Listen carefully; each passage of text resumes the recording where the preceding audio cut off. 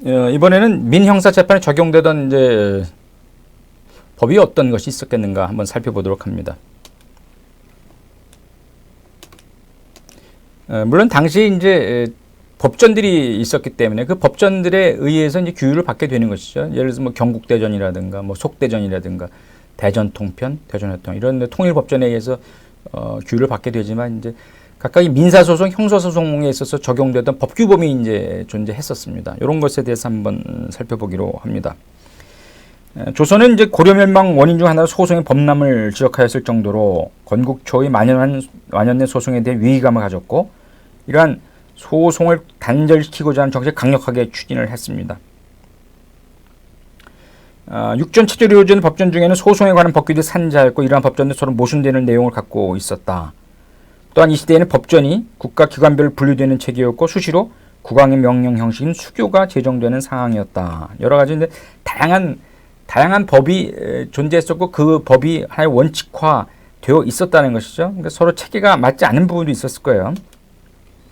따라서 법규들이 실용적 주체를 중심으로 제정될 필요성이 제기되었고 그에 따른 전문적인 소송법조도 편찬되었다. 여러분 다 아실 필요는 없고 대표적인 민사소송 관련 법률 어떤 게 있었냐? 사송유치라고 하는 거, 결송유치라고 하는 거, 대전 사송유치.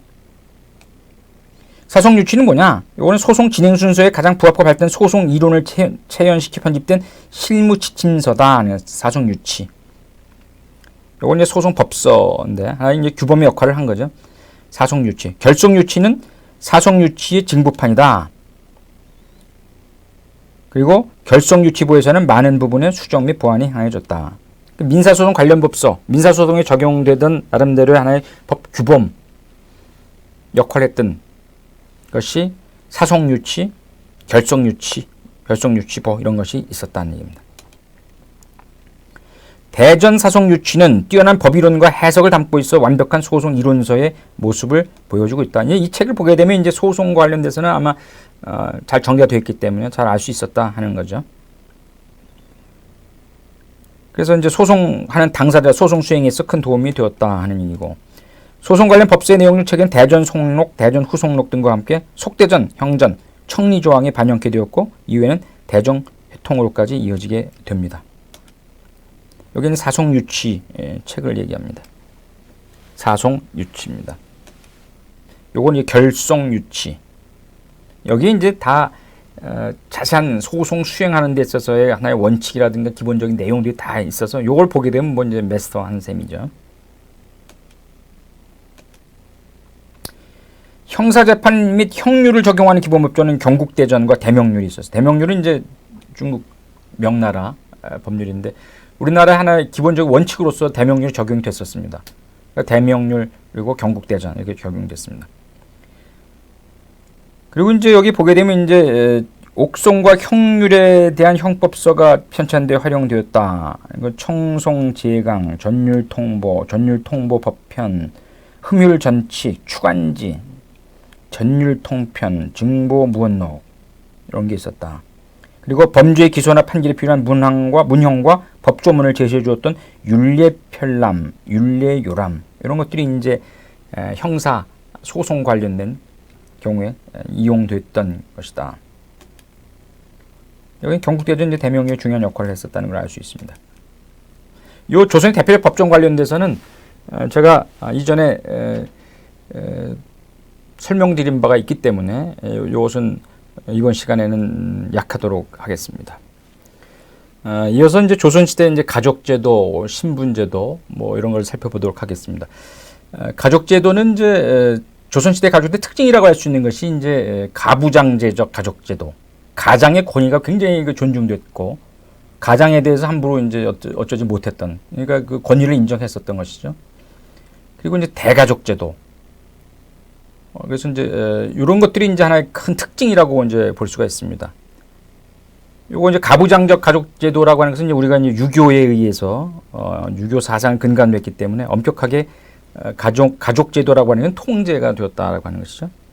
그러니까 이제 모든 생활 규범 이런 것은 유교에 의해서 유교의 가르침에 따르지 않으면 안 됐다 하는 얘기입니다. 그래서 이제 이런 유교에 따른 윤리관념이 이제 보편화되면서 사회 전반에 영향을 미치니까 가족제도에 이제 하나의 큰 변화를 가져오게 되는 겁니다. 그러니까 고려 시대에 있어서의 가족제도와는 또 다른 특징을 갖고 있는 것이 또 조선 시대의 가족제도라고 할 수 있겠습니다. 가족제도 특징은 종족을 하나의 단위로 해서 대가족제도를 유지 발전시켜 왔다는 점. 대가족제도. 그러니까 이제 동족 간의 결합이 촉진되면서 족보라고 하는 게 이제 생기면서 동족에 대한 관념이 더욱 발달하게 되었다. 족보라고 하는 것이 이제 하나의 트렌드를 형성하게 된 게 아마 조선시대 같아요. 족보를 만드는 거. 그러니까 족보가 있느냐 없느냐에 따라서 집안의 어떤 그 집안이 번성한 집안이냐 아니면 퇴색한 집안이냐 뭐 이런 것을 이제 판단할 수 있는 아마 근거가 됐던 것 같아요. 그러니까 가부장적인 어떤 대가족 중심 가족제도. 그러면서 이제 우리 집안은 이래라고 하는 것을 이제 보여준다는 거죠. 조계혼, 가족 외의 사람들하고 이제 결혼하는 조계혼이고, 남녀 모두 조혼이 특징이었다는 거죠. 그래서 남자는 15세, 여자는 14세 이상이면 혼인할 수 있었다. 이것도 특이한 점입니다. 나이를 연령을 이제 딱 기준선을 잡은 거죠. 남자는 15세 이상, 여자는 14세 이상이면 혼인할 수 있었다. 요게 이제 당시 이제 족보입니다. 족보. 요거는 이제 안산김씨 족보인데 이렇게 해서 가족에 있어서 누가 혼인하고 이렇게 해서 쭉쭉 누구로 이어지고 뭐 이런 것들이 이제 적혀 있는 것이 족보.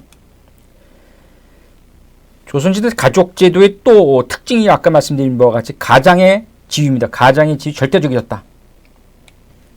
가장이라고 하는 것은 이제 가부장 제도에 있어서 특징 아니겠어요? 가장의 지위라고 하는 것. 가장에게 막강한 권한이 주어져 있었다.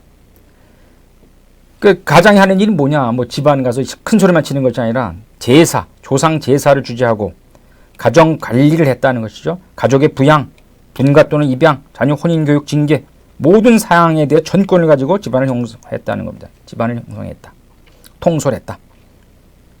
여기 이제 보게 되면 밖으로는 가장의 서명 없이는 사적인 계약은 성립될 수 없었고 관청에서도 가장을 상대로 모든 일을 처리했다. 그러니까 부인이 자기 이름으로 가서 무슨 뭐 계약을 한다든가 이런 게 할 수 없었잖아요. 우리 현대에 들어서 얼마 전까지만 해도 남편 이름으로 다 뭐 계약하고 다 그러지 않았어요. 예전에 다 그런 것이 이제 조선시대에 있어서의 가부장적 가족제도, 즉 가장의 위치, 절대성 여기에 기인한 연유한 것이 아닌가 싶습니다. 사적인 계약을 성립시킬 수 없었다는 거죠. 가장의 서명이 있어야 된다. 관청에서도 가장 데려오셔. 이 집 가장이 누구요? 이렇게 했었다는 거죠. 또 조선시대의 가장은 형사상 특별한 대우를 받기도 했다는 거죠. 예를 들어 자손, 처첩, 노비가 모반, 반역 이외의 죄상으로 부모나 가장을 관청에 고소하는 경우 오히려 극형을 받기도 했다는 거죠. 부모나 유교적 가족제도 하에서는 있을 수 없는 겁니다. 부모 또는 가장을 고소한다. 그러니까 국가에 대한 모반, 왕에 대한 반역 뭐 이런 걸 이외에는 할 수 없었다. 심지어는 가장의 반역 음모를 고발했다가 인륜을 해치는 죄도 반역죄 못지않다 해서 먼저 사형시킨 일까지도 있었다. 이거 아주 대단한 지위를 인정했던 것 같습니다. 그러니까 이제 당시에 있어서 하나 윤리 규범이라고 할 수 있는 삼강오륜이라고 하는 것이 있었잖아요. 삼강오륜. 여기에 이거를 원칙적으로 고집할 경우에 있어서는 가장에 대해서 해코지한다든가 고소한다든가 이럴 때는 이건 범죄, 극악한 범죄로 다루어졌다는 그런 얘기 같습니다. 이어서 조선 신분제도입니다. 조선 신분제도는 이제 고려 시대 또 신분제도와 또 다른 특징을 갖고 있습니다. 고려 시대는 달리 일반적으로 조선 신분제 일반적으로 양반, 중인, 상민, 천민 이렇게 4계급으로 나눠진다는 거죠. 임진왜란 전쟁 이후에 있어서는 평민이나 천인으로서도 전공 또는 납속 등 수단을 통해서 당상 당하의 위계나 직명을 얻는 경우도 많았다 하는 얘기죠. 그러나 이러한 엄격한 신분체제는 갑오경장 이후 신분계 타파가 제도화됨으로써 소멸케 됩니다. 어쨌든 간에 조선시대는 유교적 신분사회 정착된 사회였기 때문에 이러한 어떤 지배계층과 피지배계층이 차가 엄연히 존재했었다는 것이죠. 한면 서울제도도 있었잖아요. 그러니까 이제 신분제 사회였다 하는 거죠. 그래서 양반,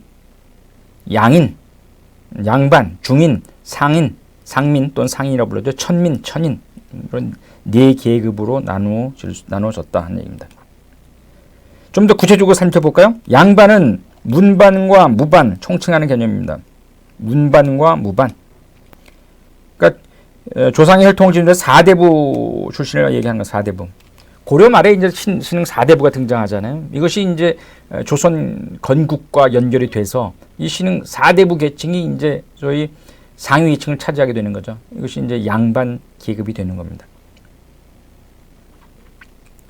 양반은 농공상에 종사하지 않고 유학만을 공부해서 과거를 거쳐 아무 제한 없이 고급 관직으로도 승진할 수 있는 특권을 가졌다. 이건 엄청난 특권이죠.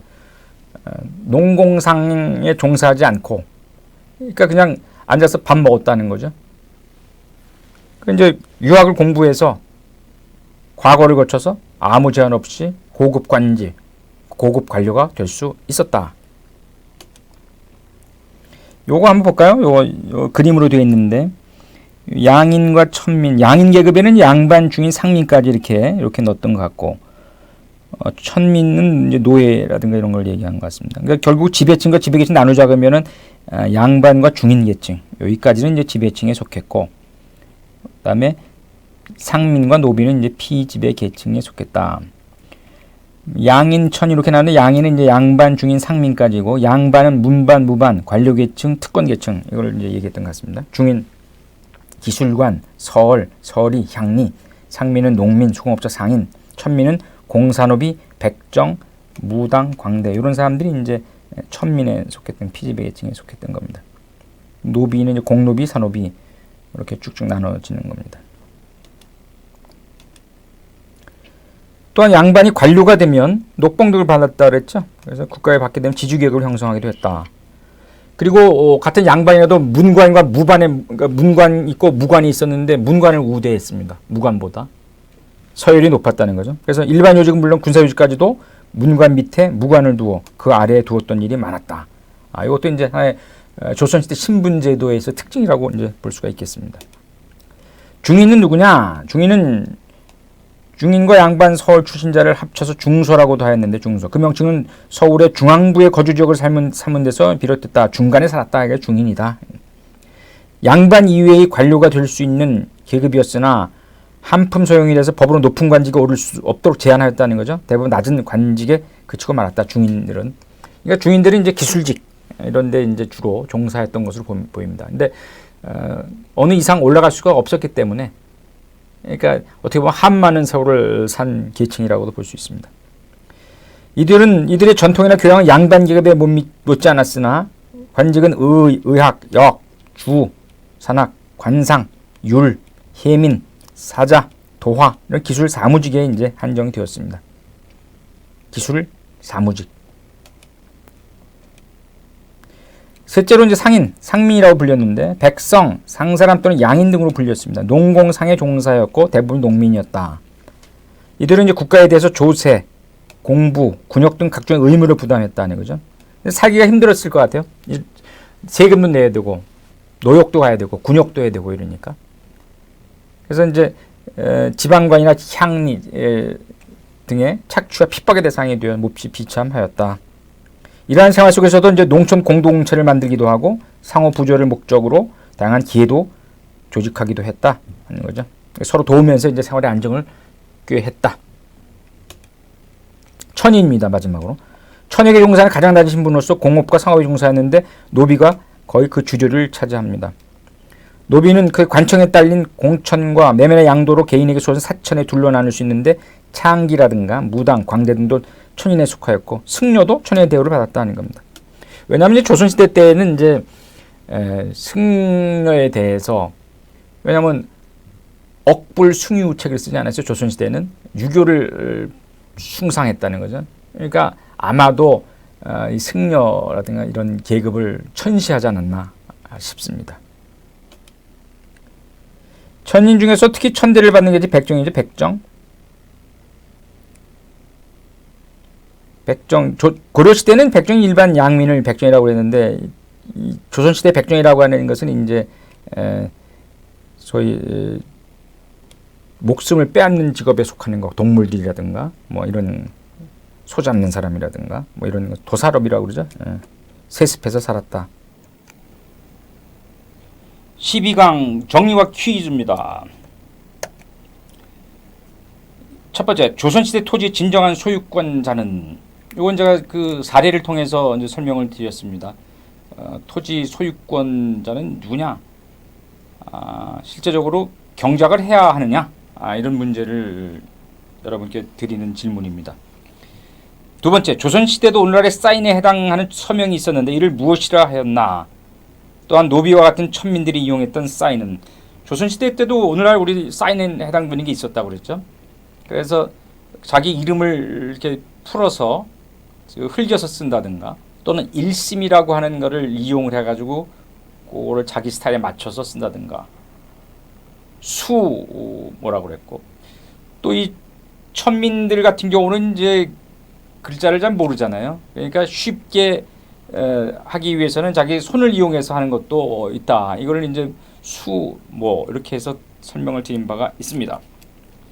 조선시대 문서의 종류는 어떤 게 있었나? 문서의 종류 여러 개 있었죠. 한번 살펴보시기 바랍니다.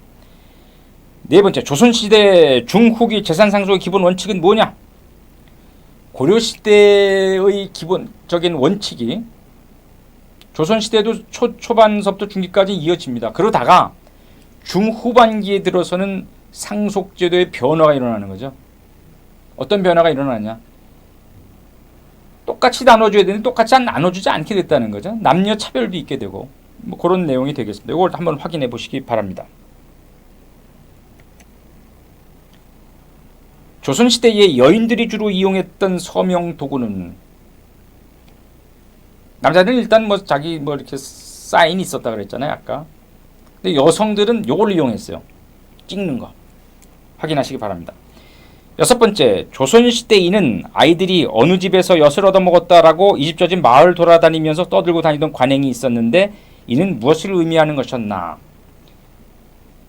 왕십리에 이제 군역 살러 온 사람들이 이제 집을 구하는데 이것이 누구의 소유다라고 하는 것이 이제 문서로 증명이 되는데 이제 문서가 없는 경우가 있잖아요. 그러면 이것을 이제 어떤 식으로든 주인이 바뀌었다는 것을 외부에 알려야 되는데, 그것을 알리는 방법 중에 가장 좋았던 것이 아이들을 이용한 것이었다는 거죠. 아이들을 이용해서 어디 가서 뭐 했다 뭐 이렇게 떠들고 다니면 저 집 주인이 바뀌었구나, 어느 집에서 어느 집에 바뀌었구나, 그거를 이제 알 수 있었다는 얘기입니다. 입안이라고 하는 것은 뭐냐? 입안이라고 하는 것은 어떻게 등록을 한다든가 사실 확인을 하는 확인 과정을 얘기합니다. 확인서, 입안, 뭐 증명서 이런 거. 요걸로 이제 그 입안을 하는 과정이 있어요. 입안이라고 하는 것이 뭐냐? 뒤에도 설명드리겠습니다만 요거 잘 기억을 해주세요. 입안, 입지 뭐 이렇게도 얘기를 합니다. 상황에 따라서. 도표정입니다. 아까 그 퀴즈에 나왔던 문서의 종류 관련돼서, 그리고 입지 발급조차와 관련된 내용입니다. 도표에는 어떤 것이 있었나 보죠. 도표는 이제 상언이라고 하는 거예요. 상언.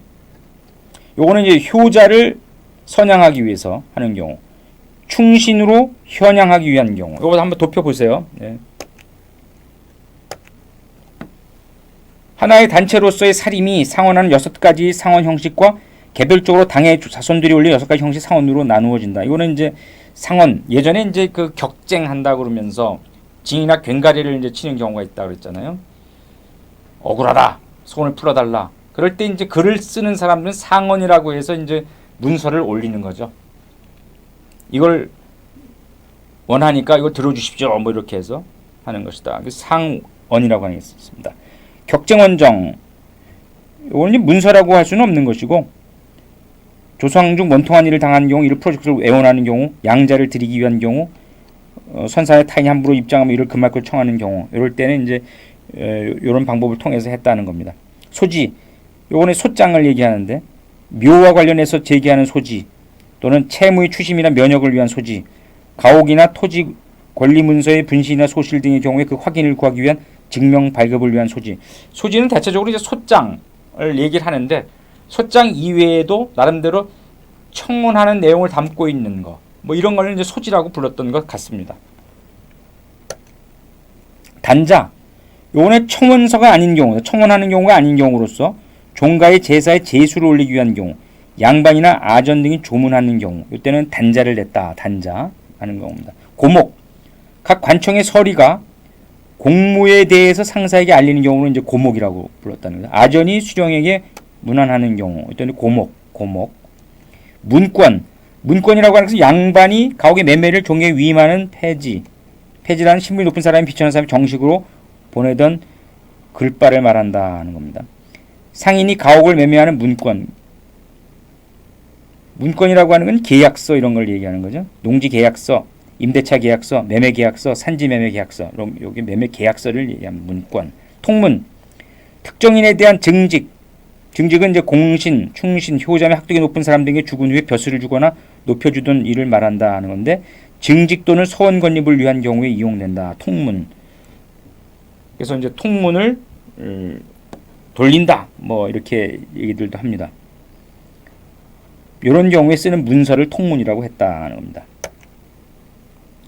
요거는 이제 입지, 어떤 그 사실 확인서를 받는 것을 얘기를 합니다. 또는 어디 공적인 증명을 받을 때 입지를 청구한다. 뭐 이렇게 하는데, 입지의 발급 어떻게 이루어지는지 한번 보겠습니다. 소지의 작성 및 제출한다는 거, 뭘 해주십시오라고 하는 것은 이제 소지를 제출한다는 거죠. 구체적으로 관련 사실을 적어 입지를 증명서를 발급해 줄 것을 이제 청구하는 겁니다. 사실 확인의 지시, 수령은 신청자의 거주지를 관할하는 면집강이나 이정에게 그것이 사실인지를 보고하라는 전령을 내린다. 이거 사실 확인이 중요하겠죠, 아무래도. 그리고 사실 확인의 다짐, 틀림없다는 보고가 있으면 신청자와 가장 가까이 살고 있는 3인의 3사람의 증인을 불러서 사실과 틀림이 없으며 위증하면 처벌하겠다는 다짐을 받습니다. 이런 어떤 등록을 한다든가 이런 사실 확인을 받는 거, 이거 진위가 거짓이 있어서는 안 되니까 이런 절차를 거쳐서 했던 것 같습니다. 입지 발급은 어떻게 이루어지느냐? 소지 자체의 끝에 입지 성급향사, 입지를 발급한다라고 쓰고 연호리를 기입하고 관인을 날인하여 신청자에게 교부한다. 신청하게 되면 이제 이런 절차를 거쳐서 이제 입지가 발급이 된다는 거죠. 이 입지 한 장만으로 문서를 대신하게 되고 거래할 때에도 문서 대신 이 입지를 상대방에게 주면 된다. 입지라고 하는 것이 이제 사실 확인서기 때문에 이것만 있게 되면은 원래 그 문건이 없다 할지라도 이것을 대신할 수 있었다는 얘기입니다. 그래서 문서 대신에 이 입지를 상대방에게 주게 되면 그걸로 문서를 원 문서를 준 것과 똑같은 효력을 발생시키는 것 아니냐 하는 겁니다.